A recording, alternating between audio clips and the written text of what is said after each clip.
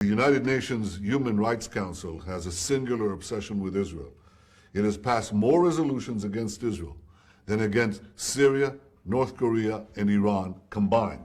A 2003 European Union poll named Israel as the country perceived to pose the biggest threat to world peace.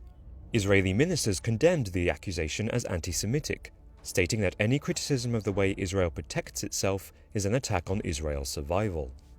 12 years later, Israel is considered a strategic ally of the United States in an increasingly volatile Middle East. We need to make clear from the outset how strong our alliance with Israel is. With reports that Israel has developed illegal nuclear weapons and Amnesty International's accusations that the state has committed war crimes against Palestinians, it is perhaps more pertinent than ever to raise the question, how dangerous is Israel?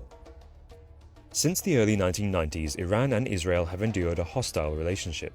Iran refuses to recognize the legitimacy of the State of Israel, and both countries have threatened to wipe each other off the map. Intimidated by what they perceive to be Iran's illegal pursuit of nuclear weapons, Israel's Defense Minister Shaul Mofaz has warned the international community that the Israelis are prepared to take military action against Iran to stop them. Having bombed Iraq in 1981 and Syria in 2013, there is a real potential that Israel could initiate an attack against Iran, which, according to the Iranian Army General Amir Ali Hajizadeh, would trigger World War III. The IDF is committed to defend the states of Israel and will not wait for wartime only. Although Israel has publicly declared that it will attack Iran without the US's help, in 2009 the New York Times reported that the US denied Israel the specialized bombs necessary to destroy Iran's reinforced nuclear complex. Furthermore, it seems that members of the Israeli army are themselves hesitant to attack Iran. An investigation by an Israeli television program revealed that just 2 years after being refused the bombs by the US, Israeli Prime Minister Benjamin Netanyahu ordered his army and secret service to prepare for an airstrike against Iran, but they refused over fear it would lead to war.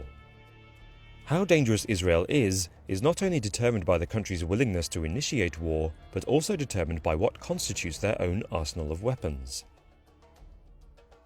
Whilst Israel publicly condemns Iran's covert nuclear weapons program, they themselves have illegally been making nuclear weapons since the 1950s, and it is estimated that they currently possess 80 nuclear warheads.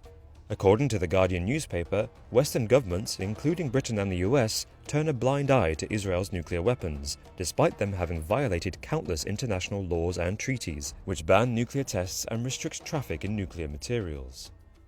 As well as building secret weapons, since its conception Israel has waged secret wars. Israel's Secret Service contains a department known as Kidon, which is suspected to be responsible for a number of successful assassination campaigns abroad. Kidon are thought to have assassinated German scientists working on Egypt's rocket program in the 1960s, Iraqis working on nuclear projects in the 1980s, and most recently, they are thought to have murdered 5 Iranian nuclear scientists since 2010. Unfortunate, ugly, new phenomena of terrorists against nuclear scientists.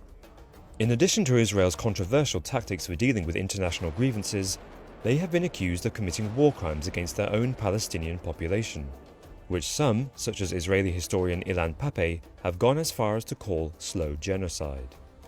The UN says it's concerned about how Israel used heavy weapons and airstrikes in attacks which destroyed residential buildings, shelters and the hospital. Despite Palestinians being the indigenous population, since Israel's inception in 1948, they have been confined to live in poor conditions in Gaza and the West Bank. The Gaza Strip has endured an illegal blockade since 2007 by Israel and Egypt, who heavily restrict both goods and people from leaving or entering the area. Israel maintains that the blockade is necessary to limit Palestinian rocket attacks from the Gaza Strip.